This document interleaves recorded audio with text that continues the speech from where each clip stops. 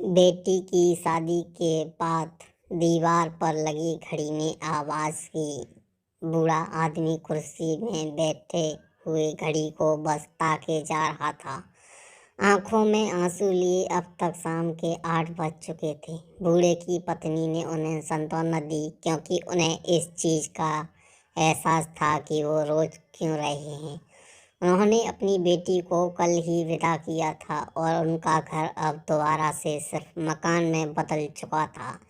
तुम जानती हो, मैं कभी भी अपनी दवाइयाँ लेना नहीं भूलता था, उन्होंने कबूल किया। क्या आप हमेशा भूल जाते थे? हमारी बेटी सीमा आपको हर रोज़ इस बारे में याद दिलाती थी, उनकी पत्नी ने कहा। नहीं, वो सिर्फ एक बहाना था। मैं अपनी दवाइयाँ लेना कभी नहीं भूलता था।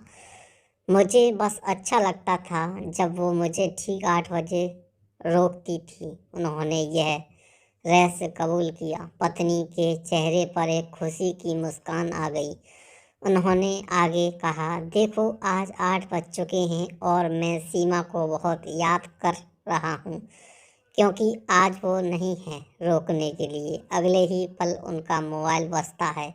उन्होंने मोबाइल खोलकर देखा तो उसमें से सीमा का एक मैसेज आया हुआ था। पापा, यह आपकी दवाई का समय है, जल्दी से उन्हें ले लो।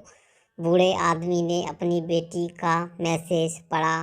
उन चंद शब्दों ने ही उस बूढ़े युगल को खुशी से भर दिया था कि उनकी बेटी पराई होकर भी पराई नहीं हुई।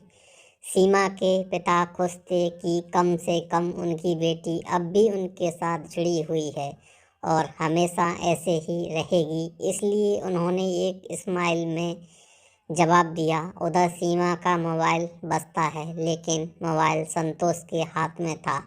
संतोष ने मैसेज को देखा और उन्हें डिलीट करने लग गया, लेकिन फिर भी एक आखिरी मैसेज जो पापा का आया हुआ था उसे डिलीट नहीं कर पाया, क्योंकि उसी समय सीमा बाथरूम से कमरे में आती है। जैसे ही सीमा उसके पास पहुंची, उसने तुरंत बिस्तर पर मोबाइल फेंक दिया। सीमा ने आते ही अपना फ़ोन चेक किया। उसने अचानक संतोष से सवाल किया, अरे, पापा ने मुझे ये स्माइल क्यों भेजा है? संतोष मुस्कराया और कहा, मैं क्या जानूं।